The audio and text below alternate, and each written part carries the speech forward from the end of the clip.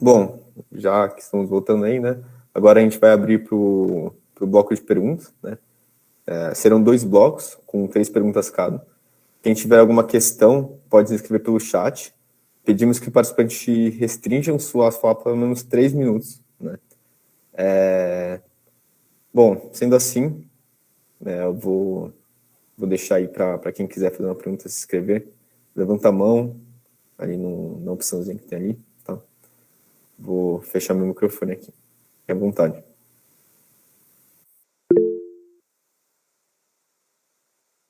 Pode ir, Will. Boa tarde, eu quero agradecer a exposição do professor Nildo, achei muito bacana, estou achando legal, aprendendo tanto.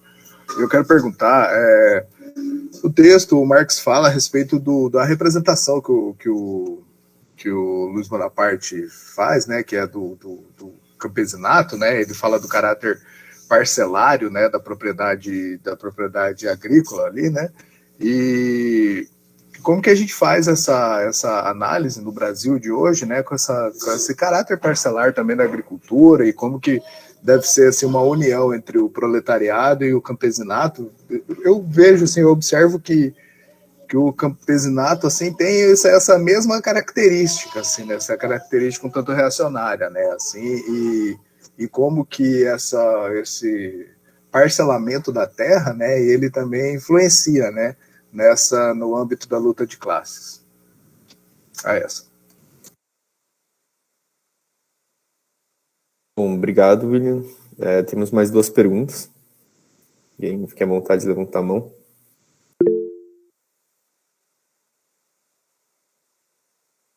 Fala, Jorge. Boa tarde a todos, boa tarde, Nildo. Muito obrigado aí pela exposição. A pergunta que eu quero fazer, ela tem alguns desdobramentos, né? Porque, assim como nesse livro, também no Luta de Classe na França, Marx deixa evidente que a burguesia, por vezes, ela atua para desorganizar o proletariado e ela trata de agir de uma forma de fragmentação do movimento, né? Fazendo que a organização se enfraqueça a partir da sua divisão. E a gente também percebe isso na atualidade, né, com a classe trabalhadora sendo dividida de uma quase que atomicamente em unidades, né? Então, o indivíduo sendo aquela coisa que sempre pulveriza e vai ganhando cada vez mais força. Então, observando essa questão dessa desorganização que se faz também pelo enfraquecimento atual dos sindicatos que tem acontecido, né, do avanço do capital para a desorganização a partir dos sindicatos, as minhas perguntas vêm nesse sentido, né? Eu quero perguntar, então, qual a forma para se fazer essa reorganização? Por que não conseguimos atuar de modo para desestruturar a burguesia também na unidade que eles têm, sabendo que essa unidade está alinhada com os interesses capitalistas internacionais, né? E também, na mesma linha que veio a pergunta do William, eu pergunto também se é possível fazer isso evidenciando as contradições entre campo e cidade no Brasil. E eu digo isso porque no livro fica bem evidente, né, que a disputa ali entre a burguesia, em determinados momentos, ela se faz entre essa relação mais ou menos campo-cidade. Um pouco no abstrato, né, que é a forma que as diferentes propriedades se colocam ali, a propriedade da terra agrária e a propriedade da terra urbana. E também das propriedades de empresas. E no Brasil, não tendo essas questões tão distintas assim, porque a burguesia age em unidade com os interesses internacionais, teria que se pensar uma forma também de se poder desestruturar esses interesses ou agir de que elas pudessem entrar em conflito entre si, se há alguma possibilidade disso, sim, também. Obrigado, Jorge. A gente tem mais uma pergunta antes de encerrar esse bloco. Se alguém quer se manifestar. Lembrando que não precisa ter muito receio de fazer uma pergunta. Às vezes, algo que parece simples pode dar brecha para um bom desenvolvimento que o Nildo pode dar. Então, fiquem à vontade.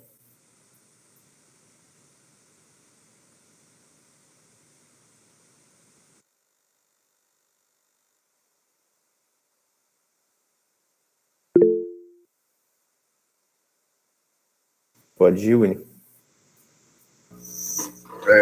trazendo assim para uma perspectiva nacional aqui, né? Eu moro no centro-oeste do Brasil, né? Eu moro aqui na cidade de Rondonópolis, no estado de Mato Grosso, né?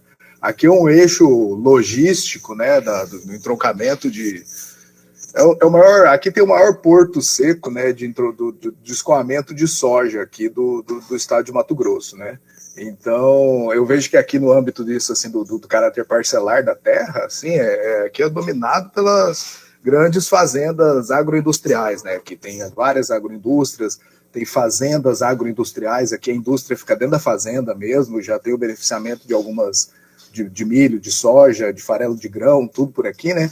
Então, e a gente vê que aqui o caráter político aqui é absolutamente bolsonarista, aqui, que você sai na rua, você sai meio que, se a pessoa sai até a camiseta do PT aqui, já é uma afronta aqui, sabe? Uma coisa que a chapa é quente aqui no aspecto bonapartista até da coisa, assim. Então é um pouco diferente, né, do que em outros lugares, né, que eu sou natural de Curitiba, então já morei em Porto Alegre, já conheço em alguns outros lugares com o funcionamento, pouco do funcionamento político, assim, né, e de como que se dá isso nesse âmbito, assim, né, nesse âmbito agrícola, assim, da luta de classe no Brasil hoje em dia, né. É isso. Excelente, excelente. Bom, Nildo, esqueci de comentar, você tem aproximadamente 15 minutos para cada bloco, então a gente pode, acho que nesse bloco de resposta agora, pode ir lá. Bom, sobre a questão que o William menciona aqui, nós temos que fazer uma reflexão. Há uma larga tradição marxista, William, que não coloca chamemos assim, os camponeses, os proletários rurais, como uma força necessariamente conservadora. Nem a pequena propriedade. De qualquer forma, em qualquer caso, nós temos que analisar sob circunstâncias concretas. Se você pegar a Guerra do Fim do Mundo, do Mário Vargas Llosa, vai observar que o Mário Vargas Llosa coloca os jagunços canudos, né, como algo reacionário. E não era. Podemos dizer que era algo progressista. Tem uma larga polêmica sobre isso. Então, pensando, como você mencionou, assim, uma aliança operário-camponesa, ela teria que sair do baú da história, como foi o debate sobre a Aliança Operária e Camponesa Estudantil, Aliança Operária e Camponesa, nas distintas formulações, e verificar que é o seguinte: ocorreu no Brasil, no desenvolvimento capitalista brasileiro recente, uma transformação tão radical das relações capitalistas de produção no campo, que é sem precedentes. E ela não respeitou coloração partidária. Ela começou em 94, foi avançando. No governo Lula, nos 2 mandatos, foi onde, segundo os dados do IBGE, ocorreu maior concentração e centralização da propriedade no campo e na cidade também. Um fortalecimento da fração agrária do capital que deu no Agratec, o Agrepop, o Agretudo. Isso não é inocente, isso tem uma transformação gigantesca. A agricultura familiar, vamos chamar assim, ela é conservadora? Não necessariamente. Por quê? Vai depender da situação dos preços, por exemplo. Os preços podem fortalecer a agricultura familiar durante um período, como pode implicar num grau de exploração maior ainda e uma expulsão ainda maior do campo, com uma concentração, uma centralização da terra ainda maior. Então, eu não participo nem da apologia da agricultura familiar, que é muito próprio, por exemplo, do petismo, né? A agricultura familiar produz 70% de tudo que nós consumimos, que na verdade, é um ataque ao latifúndio, sem entender a transformação do capitalismo dependente, nisso que eu estou chamando um capitalismo dependente rentístico, e estou trabalhando no livro agora para ver se esse ano finalmente sai, para mostrar como o campo, desde Kautsky, que a gente sabe, desde Marx, e o Jorge lembrou aqui, quer dizer, o a relação campo-cidade ela é fundamental no marxismo. E as formas de propriedade que vão adquirindo ao longo do tempo, elas constituem uma trama muito própria, que tem que ser analisada de maneira muito clara, sobre situações conjunturais. Então, eu diria, aqui agora, claro que o latifúndio, as grandes propriedades vinculadas ao que tem de mais moderno em termos capitalistas, de produção, no que tange a sementes, transporte, maquinário, etc., está submetido a um tremendo controle também, quer dizer, está submetido ao capital financeiro, eu poderia dizer de maneira geral. Não é um dado novo, isso é um dado nós já temos há muito tempo os estudos como a agricultura brasileira foi se expandindo de acordo com a expansão do sistema bancário e de acordo com a expansão do capital financeiro. E uma das características, William, mais importantes aí, é que hoje deve ter aí, segundo os últimos dados, 16 milhões de trabalhadores no campo, indo para 14 milhões. Olha, William, olha a transformação, é gigantesco. E durante o período petista, segundo os dados do IBGE, saiu de 24 para 16 ou 14 milhões, dependendo do ano que tu pegar ali. Então, o número de trabalhadores no campo está diminuindo de maneira gigantesca. Uma expansão da fronteira agrícola, um aumento da propriedade, uma concentração e uma centralização da terra sob a hegemonia do capital. Que vai.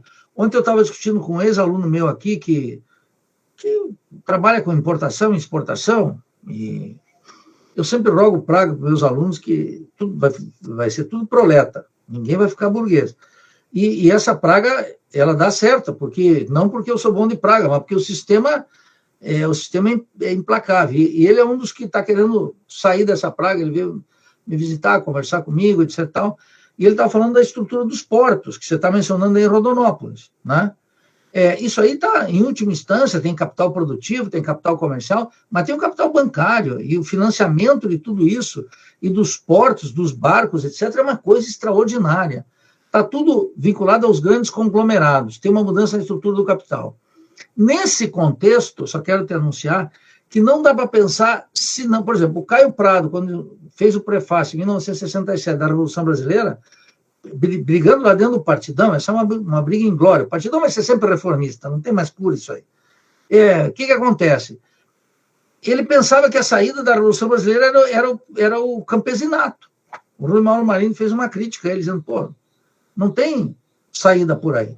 Então, a única resposta que eu te dou é que tem que analisar para ver o regime de propriedade e as formas de produção, essa notável expansão capitalista, essa mudança radical do campo. Isso que o Jorge, que vocês falam aqui, cidade e campo, tem muita gente ainda que pensa latifúndio e pequena propriedade, pequenos produtores e o sistema integrado, mas teve uma transformação tão radical, uma transformação capitalista tão radical, que mudou a região onde você está aí, o Mato Grosso está mudando aqui, o oeste do Paraná, o oeste de Santa Catarina, está mudando o Rio Grande do Sul, radicalmente.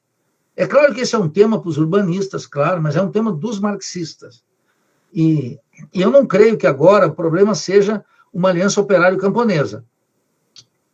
Os trabalhadores do campo e da cidade terão que ser contemplados num programa que desloca, então, o eixo da reflexão, tal como nós tivemos nos anos 60 e parte dos 70 no meio da esquerda. Eu tenho clareza, William, que eu fui absolutamente suficiente, mas eu estou te dando uma pista que é a que eu estou trabalhando. Quanto ao Jorge, eu queria mencionar aqui, olha, essa contradição, Jorge, veja, os sindicatos, os trabalhadores, a ação da burguesia na divisão e na desorganização dos trabalhadores, eu não acho mais que a questão são os sindicatos, os movimentos sociais, nada disso, Jorge. Nós estamos precisando do seguinte, a sociedade brasileira está carente de uma referência crítica. Os sindicatos deixaram de ser, sem dúvida. Olha, eu visito os sindicatos e estou dando curso de formação para sindicatos agora, de novo, quase de maneira clandestina. Não vou contar aqui, mas é de maneira clandestina. Então, os sindicatos. Os partidos, o Diego mencionou aqui, eu fiquei 3 anos no Diretório Nacional do PSOL. Foram 3 anos sem discutir uma molécula de teoria. Não tem nada. A discussão é eleitoral. Os partidos se transformaram em máquinas eleitorais. E quero dizer mais, Os movimentos sociais, que muita gente faz apologia, eu não faço. Os movimentos sociais se transformaram em comitês eleitorais também. Pode ir atrás. Eu vi Douglas Belchior lá em São Paulo, Movimento Negro, para dar só um exemplo. Era um movimento e um monte de gente que quer ser deputado. E um monte de figuras da chamada, é um erro isso, comunidade LGBT, quer ser deputado. Não tem projeto. Quer só ser... Estão todos cativos da representação.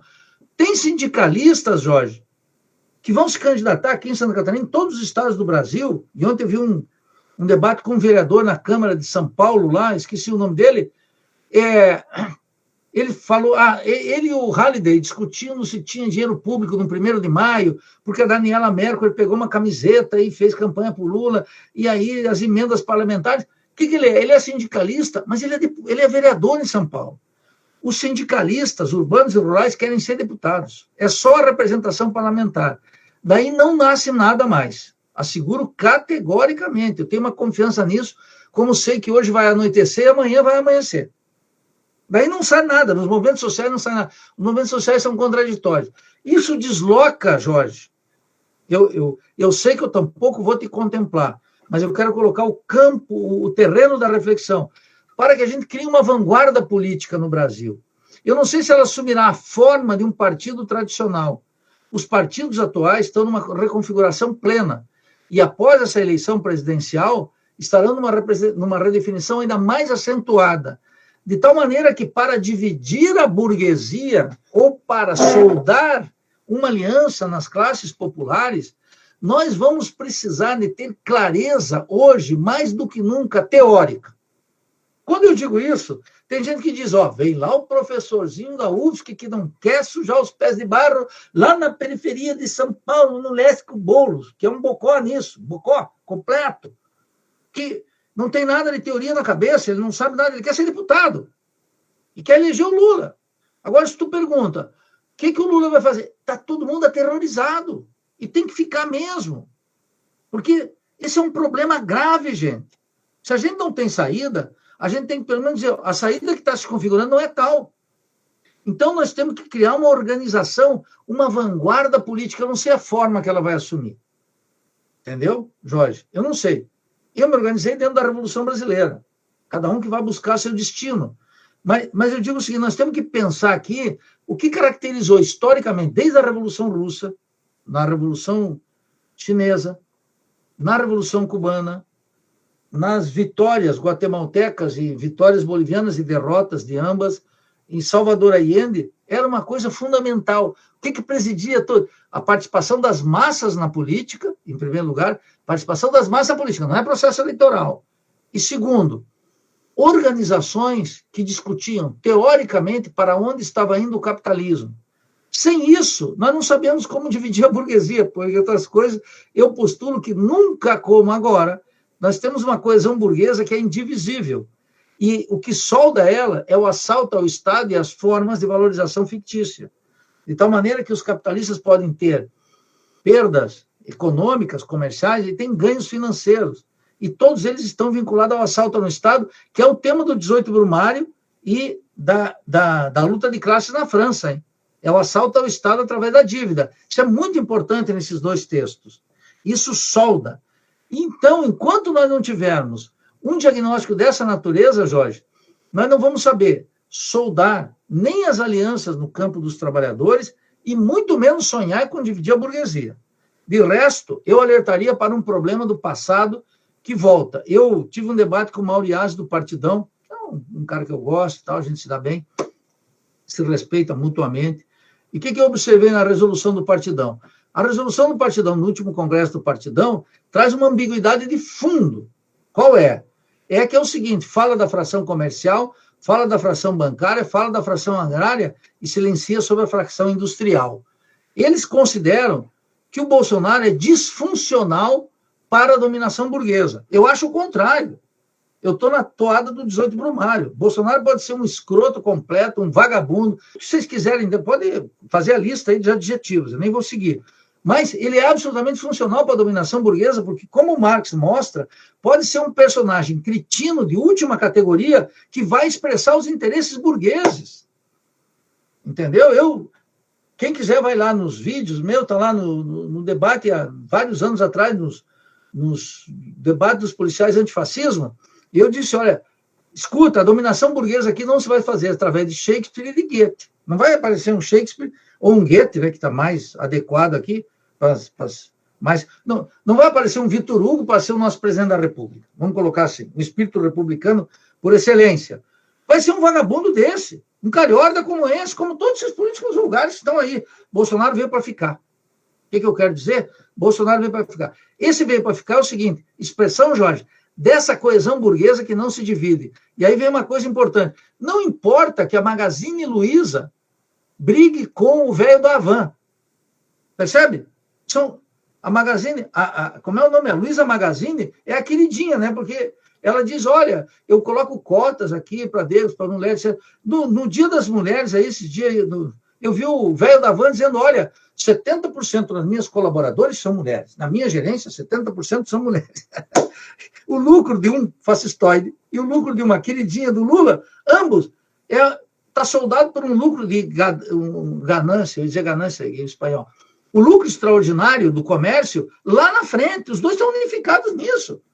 E eles não topam uma briga, por exemplo, séria contra a taxa de juros. O último que brigou contra a taxa de juros no Brasil foi o vice-presidente do Lula, lá, como é que é? O Zé Alencar. Mas ele era uma figura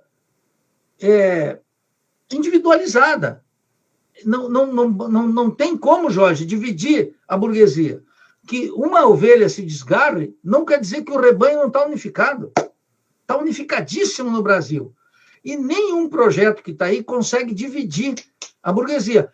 Em especial, Jorge, o projeto desenvolvimentista, na qual inclui o Ciro Gomes. Percebe? O Lula, de cada vez mais tímido, mais descaracterizado, o Lula cada vez mais perdido no meio do mato, mais confuso, mais despolitizante. O que faz? Vamos pegar a obra mais acabada do Ciro, que é o livro dele. Ele quer dividir a burguesia com um projeto desenvolvimentista, né? Está de acordo comigo? Ele quer dividir, vamos pegar uma parte da burguesia para cá, somamos com o proletariado, William, com o que resta no campo, pequena propriedade familiar, um pouco de capitalista nacional, e que peitamos o blocão rentista, como ele diz. Mas ele chega no livro e diz assim, para isso nós vamos ter que criar uma nova burguesia. Aquela nova burguesia, criar não vai dar outra, porque se eu me transformar em burguês, sabe qual é a primeira coisa que eu vou fazer? É começar a especular com câmbio e assaltar a dívida pública, porque como burguês eu não vou mais pensar como marxista, eu vou pensar como burguês. E aí, qual é a regra do jogo? Eu vou produzir computador e lente de óculos? Tá louco? Eu não posso competir com os chineses, eles estão com... O que está acontecendo no leste asiático é uma coisa absurda. E a situação do leste asiático, que é Indonésia, Vietnã, China, aquilo, olha, eu tive uma aula ontem sobre isso com esse meu amigo ex-aluno, capitalista, futuro burguês, sei lá o que ele vai ser. O que acontece?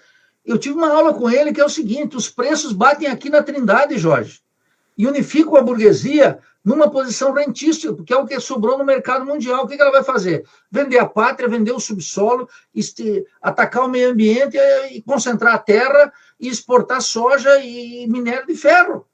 Não tem como. Então, a articulação do capitalismo global, a transformação mundial do capital, ainda solda a burguesia aqui. E, por último, Jorge, tem um problema, que é o seguinte, o pessoal fica escrachando aí a classe média, né?